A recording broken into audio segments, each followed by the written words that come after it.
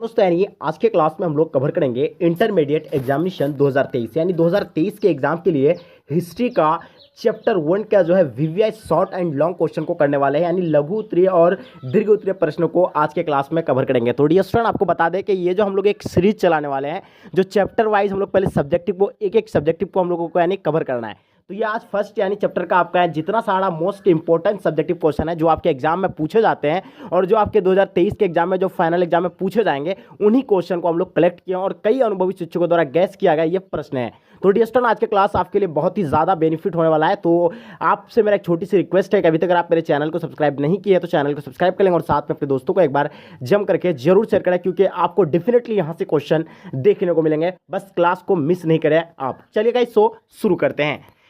First question क्या कहलाता है कि पुरातत्व जो है सो किसे कहते हैं। ठीक है, तो आपके सामने दिया हुआ है पुरातत्व जो है सो किसे कहते हैं। तो देखिए पुरातत्व वह विज्ञान है जिसके माध्यम से पृथ्वी के गर्भ में छिपी हुई सामग्री की खुदाई कर अतीत के लोगों के भौतिक जीवन का यानी ज्ञान प्राप्त किया जाता है। देखिए इसमें कहने का मतलब क्या, खुदाई से प्राप्त वस्तु से जिनके द्वारा यानी अतीत की घटना के बारे में जानकारी प्राप्त होता है उसे पुरातत्व कहते हैं। ठीक है, आपको समझ में आ गया होगा।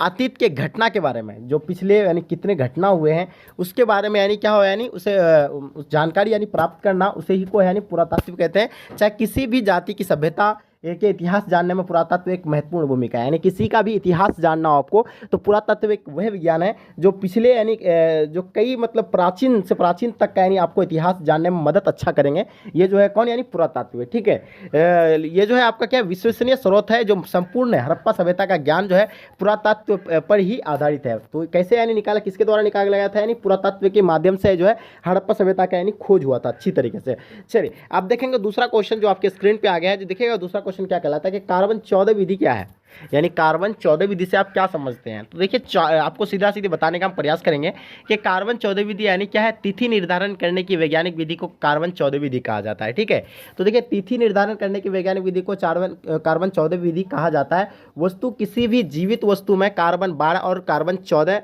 समान मात्रा में पाया जाता है। देखिए किसी भी वस्तु में जो है कार्बन 12 और कार्बन 14 जो है समांतर मात्रा में पाया जाता है। ठीक है, जब मृत्यु के अवस्था में C12 जो है सो स्थिर रहते हैं। क्या रहते हैं, C12 स्थिर रहते हैं, लेकिन C14 जो है वो क्या होते हैं यानी C14 जो है से क्या होने लगते हैं यानी निरंतर यानी लगातार जो है ये 6 होने लगते हैं यानी धीरे धीरे खत्म होने लगते हैं।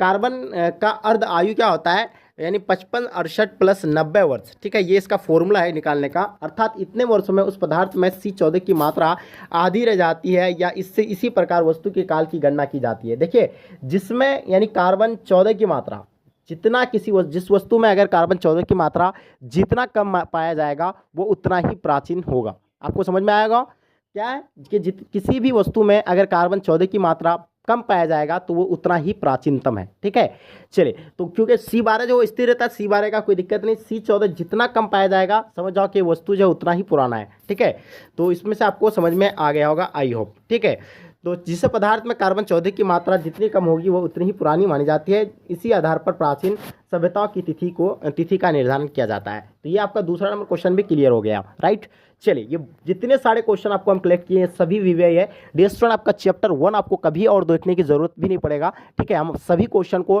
कवर कर लिए हैं जो आपके एग्जाम में डेफिनेटली आपको पूछा जाएगा, उन्हीं क्वेश्चन को कलेक्ट किया और ये एक सीरीज के तौर पर लेकर के आए। फर्स्ट सीरीज आप लोग का। ठीक है, बिल्कुल आप लोग देखना नहीं भूलिएगा। दूसरा सीरीज लेकर के आएंगे फिर इसी तरह का हम लोग दूसरा चैप्टर का सिर्फ और सिर्फ सब्जेक्टिव। ठीक है, चलिए बात करते हैं क्वेश्चन नंबर तीसरा आपके स्क्रीन पर। हड़प्पा सभ्यता की जल निकासी प्रणाली का वर्णन करें। देखिए हड़प्पा सभ्यता में जो था यानी जल का निकासी जो था यानी कैसा था। ठीक है, जल यानी जो जल निकासी प्रणाली का वर्णन आपको करना है। हड़प्पा सभ्यता के नगर योजना में जल निकासी की विशेष यानी प्रणाली विकसित थी। यहाँ के अधिकांश भवनों में यानी निजी कुएं स्नानघर होते थे। भवन के कमरों में रसोई स्नानघर शौचालय आदि सभी का यानी पानी भवन के छोटी छोटी नलियों से निकलकर गली के नाली में आता था और गली की नाली को मुख्य यानी सड़कों के दोनों ओर बने पक्की नलियों से जोड़ा गया होता था। मुख्य सड़क के दोनों और क्या बनी नालियों के पत्थर अथवा शिलाओं के द्वारा ढक दिया जाता था और नालियों की सफाई एवं कूड़ा करकट को निकालने के लिए बीच बीच में मोखे मैन हॉल भी बनाया गया था। देखिए कितना अच्छा था इसका यानी कहाँ का यानी हड़प्पा सभ्यता का जल निकासी। देखिए हड़प्पा सभ्यता में क्या था, सबका यानी क्या था अपना अपना स्नानागार था, और क्या निजी यानी स्नानागार थे, भवन के रसोई थे, स्नानागार थे, शौचालय थे आदि सभी का पानी एक भवन की छोटी छोटी नलियों से निकलकर गली में आता था। यानी छोटी सी अपना घर के या रसोई घर के जितने सारे यानी छोटी छोटी नलियाँ बना करके एक नाला में आता था, और उस नाला जो है कहाँ पे रहता था, यानी रोड के किनारे रहता, दोनों और रोड के किनारे रहता था, और उसी तरह ही यानी पानी जो उसमें निकासी करते थे, जल निकासी उसी के द्वारा करते थे। और देखिए मैन एक सेंटर में देखिए, ताकि अगर जमा भी अगर हो जाता था, अगर या जाम हो जाए या मतलब कूड़ा करकट अगर फंस जाए तो क्या होता है कि नाला कभी कभी जाम हो जाता है, तो वहाँ उसके लिए भी वो क्या करके रखा था, यानी एक हॉल टाइप का बना के रखा था, ठीक है, ताकि उसके अंदर से कूड़ा करकट निकालने के लिए बीच बीच में नरमुखे मैन हॉल भी बनाए रखा था। ये कितना सबसे बड़ा यानी महत्वपूर्ण विशेषता था हड़प्पा सभ्यता का, ठीक है।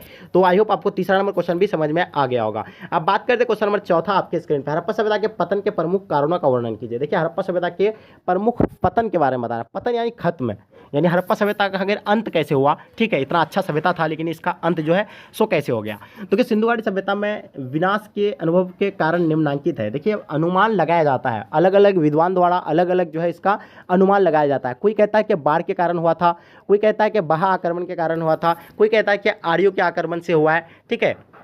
क्योंकि हड़प्पा सभ्यता का सबसे महत्वपूर्ण अगर माना जाए, पहला क्या दिया हुआ है, कवेटा जैसे कूड़े भूकंप से इस सभ्यता का नष्ट हुआ है। कोई बोलता है कि भूकंप से हुआ है, दूसरा कोई बोलता है भयंकर सूखा, उसके कारण जल भाव रेगिस्तान का विस्तार, ठीक है, ये बोलता है कि भयंकर सूखा पड़ने के कारण हो गया होगा, ठीक है, या विदेशी आक्रमण, जाति अथवा जातियों या प्राकृतिक विपत्ति महामारी इसके विनाश का कारण हो सकती है, कोई दो कारण लिखित है, ठीक है। तो आपको एक चीज़ बता दी हम कि हड़प्पा सभ्यता का प्रमुख कारण अगर माना जाता है वो बाढ़ का, इसलिए माना जाता है क्योंकि देखिए हड़प्पा सभ्यता जो था एक क्या था, यानी नदी किसमें, सिंधु नदी के किनारे बसा हुआ सभ्यता था। क्योंकि नदी के किनारे बसा हुआ था तो अनुमान लगाया जाता है बड़े बड़े विद्वान द्वारा कि जो उस टाइम जो है काफ़ी यानी बाढ़ आया था, बहुत बड़ा बाढ़ आया था, जिसके कारण उसको यानी पूरा यानी बह करके लेकर के चले गया था, ठीक है। तो यह अनुमान लगाया जाता है, राइट। चलिए आगे हम लोग देखते हैं, आप देखते हैं क्वेश्चन नंबर 5 आपके स्क्रीन पे।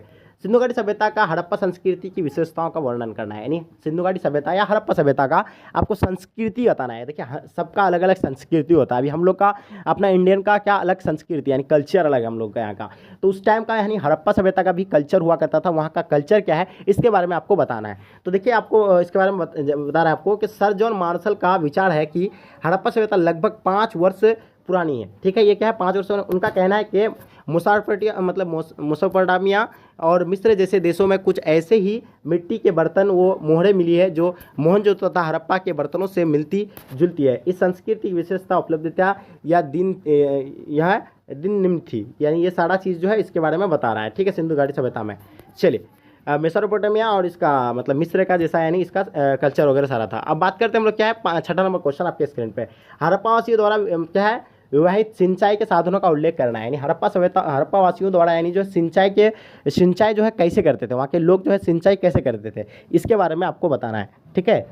चलिए तो देखिए सिंचाई जो वहाँ करते थे, क्या करते थे हड़प्पा वासियों, तो सिंचाई का भी बहुत अच्छा यानी महत्वपूर्ण है, यानी क्या विषय वहाँ का मतलब क्या था, सुविधाएँ था, नहरें, कुएँ और जल संग्रह के करने वाले स्थानों को सिंचाई के रूप में प्रयोग किया जाता था। अफगानिस्तान में सतकुई नामक स्थल से हड़प्पाई नहरों की चिन्ह प्राप्त हुई है। हड़प्पा के लोग द्वारा सिंचाई के लिए कुआं का भी इस्तेमाल किया करते थे। गुजरात के धोलावीरा नामक स्थान से तालाब मिला है, इससे ये कृषि की सिंचाई के लिए, पानी देने के लिए, जल संग्रह के लिए प्रयोग किया जाता था। तो देखिए हड़प्पा ये जो है इसका यानी कितना, ये सारा यानी नहर, तालाब और ये क्या है कुआं, मतलब ये सारा इसका जो है मतलब क्या सिंचाई का ये प्रमुख विशेषता है, ठीक है, हड़प्पा सभ्यता का, यानी अनुमान लगाया जाता है, ये गारंटी नहीं, ये फिक्स नहीं है, ठीक है। मोहनजोदड़ो की विशाल स्नानागार के विषय में लिखिए। अब बात करते हैं कि मोहनजोदड़ो की विशाल स्नानागार, तो आपको पता होगा मोहनजोदड़ो में विशाल स्नानागार और विशाल अन्नाघर पाया गया था, ठीक है। तो अन्नाघर मोहनजोदड़ो में इतना 45.72 मीटर लंबा और 22.86 मीटर चौड़ा एक अन्नाघर मिला था। हड़प्पा के दुर्ग में भी ये 12 ध्यान कोठार खोजे गए थे, ये 2 कतारों में 6-6 की संख्या में है। ये धान्य कठोर ईंटों के चबूतरों पर है, क्या है प्रत्येक का आकार क्या है 15.23 मीटर से 6.9 मीटर है। और अन्नागर में हवा जाने की व्यवस्था थी। अन्नागर का सिद्ध आकार प्रकार यानी हवा आने जाने की व्यवस्था तथा इसमें अन्न भरने की व्यवस्था निसंदेह उच्च कोटि की थी। देखिए ये मोहनजोदड़ो का जो विशाल स्नानागार थे, याद ख्याल है अन्नागर मोहनजोदड़ो में, सॉरी ये जो था यानी क्वेश्चन यहाँ थोड़ा मिस हो गया है, ये अन्नागर होगा, यहाँ स्नानागार लिख दिया है, सॉरी यहाँ अन्नागर होगा, ठीक है। ये अन्नागर के बारे में आपको हम बताइए, अन्नागर है स्नानागार नहीं है, ठीक है। चलिए बिल्कुल। देखिएगा आपके नेक्स्ट क्वेश्चन, देखिएगा क्वेश्चन नंबर 8 आपके स्क्रीन पे। हड़प्पा सभ्यता के विस्तार का विवेचना करें। देखिए हड़प्पा सभ्यता जो है कैसे फैला हुआ है, तो देखिए आपको पता होगा हड़प्पा सभ्यता जो है किस तरह यानी त्रिभुजाकार क्षेत्र में फैला है, यानी किस तरह का फैला हुआ है, यानी त्रिभुजाकार क्षेत्रों में फैला हुआ है।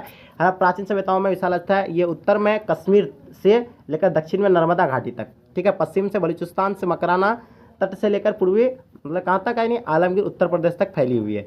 कुल मिलाकर यह सभ्यता पूर्व से पश्चिम तक 1600 किलोमीटर तथा उत्तर से दक्षिण तक 1200 किलोमीटर तक यानी विस्तृत है, ठीक है। हाँ, ये था आपका यानी हड़प्पा सभ्यता का यानी विस्तार, ठीक है। और एसबीपीडी बुक के अनुसार, यानी एसबीपीडी बुक जो है आपका, यानी एसबीपीडी बुक में जो है आपको यानी कुछ अलग लिखा हुआ है, उसके अनुसार अगर देखते हैं तो ये जो है इसका क्षेत्रफल जो कितना 12,99,600 वर्ग किलोमीटर में फैला हुआ है, ठीक है, त्रिभुजाकार में। और ये पश्चिम से पूर्वी तक का मतलब क्या है, यानी हाँ विस्तार पूर्वी से पश्चिम तक 1600 किलोमीटर और इसका दक्षिण से उत्तर तक 1100 किलोमीटर है, ठीक है। सरायखेला आदि तक ये फैला हुआ है और ये 12,99,600 वर्ग किलोमीटर में टोटल फैला हुआ है, ठीक है। इस सभ्यता का क्षेत्रफल मिस्र के सभ्यता से 20 गुना तथा मिस्र तथा मेसोपोटामिया दोनों के सम्मिलित क्षेत्र में से 12 गुना अधिक है, यानी अधिक माना जाता है ये सभ्यता, ठीक है। तो आई होप आपका 8 नंबर का भी आपको समझ में आ गया होगा। चलिए बात करते हैं क्वेश्चन नंबर 9 आपके स्क्रीन पे। हड़प्पा संस्कृति की मापतौल की प्रणाली की वैदिक काल की ग्रामीणों क्या उत्तर बताइएगा, ठीक है। तो देखिए हड़प्पा काल में जो था यानी संस्कृति मापतौल का प्रणाली कैसा था। देखिए अभी हम लोग का मापतौल क्या होता था, 1 kg 1 kg 2 kg 3 kg, तो उस तरह का जो है क्या मापने का वहाँ का प्रणाली जो है सो कैसा था। तो देखिए खुदाई से 16 गुण में बाटा प्राप्त हुए हैं, बाटा यानी तौलने का यानी, ठीक है, 16 बाँट प्राप्त हुए, जिसमें 16, 64, 160, 320, 640 आदि कई प्रकार के माप संबंधित फीते भी मिले हैं, ठीक है। तो ये जो है यानी मापतौल का भी वहाँ भी ये अनुमान लगाया जाता है कि मापतौल भी किया जाता था, जिससे ये चीज़ें प्राप्त हुआ था। 16, 64, 160, 320, 600 मतलब 40 आदि प्रकार के माप संबंधित फीते भी मिले हैं, ठीक है। वैदिक सामाजिक व्यवस्था की प्रथम इकाई परिवार तथा ग्रामीण गाँव का मुखिया होता था, ठीक है। चलिए ये तो दूसरा पॉइंट यहाँ लिख दिया इसको, चलिए ये तो गलत है। आगे देखिएगा इसमें हम लोग क्वेश्चन नंबर 10 के बारे में बात करते हैं। सिंधु सभ्यता की कला का वर्णन कीजिए, यानी सिंधु सभ्यता की कला का आपको वर्णन करना है। हड़प्पा सभ्यता की पक्की मीटर की बनी हुई अनेक मोहरें मुद्राएं प्राप्त हुई है, जिनसे इनकी यानी कलात्मक स्वरूप की विषय में यानी जाना जा सकता है। इसके साथ ही मिट्टी और धातु के अनेक लघु मूर्तियाँ भी प्राप्त हुई है, जिसके तत्कालीन कला पर यथोचित प्रकाश डाला गया है, ठीक है। तो देखिए यानी मोहरे हड़प्पा सभ्यता के उत्खनन स्थल से पकी हुई मिट्टी के अनेक मुद्राएं प्राप्त हुई है। इन पर विभिन्न पशुओं के वृक्ष और मानव की आकृतियों का अंकन किया गया है। तो सिंधु सभ्यता की कला का वर्णन आपको समझ में आ गया है। क्या किया गया है, यानी वृक्ष बनाया गया, मानव की आकृतियाँ अंकित किया गया है, ठीक है। मिट्टी के अनेक मुद्राएं प्राप्त हुई है। ये सारा जो है वहाँ का मोहर है, ये सारा चीज़ जो है हम मतलब कहाँ के यानी हड़प्पा सभ्यता की यानी कला का ये वर्णन किया गया है इसमें। और ये चीज़ें जो है सो प्राप्त हुई है और इससे अनुमान लगाया जाता है कि वहाँ के लोग भी जो है सो कला में काफ़ी यानी दिलचस्प रखते थे, यानी अनेक मोहरे प्राप्त हुए, ठीक है। चलिए तो डियर स्टूडेंट ये था आप लोगों का जितने सारे यानी मोस्ट महत्वपूर्ण क्वेश्चन थे ये चैप्टर में, ये सारा क्वेश्चन हम लोग यानी कवर किए हैं। तो आई होप आज के क्लास में आपको बहुत ही मज़ा आया होगा। अगर मज़ा आया तो एक लाइक करके जम करके अपने दोस्तों को शेयर करें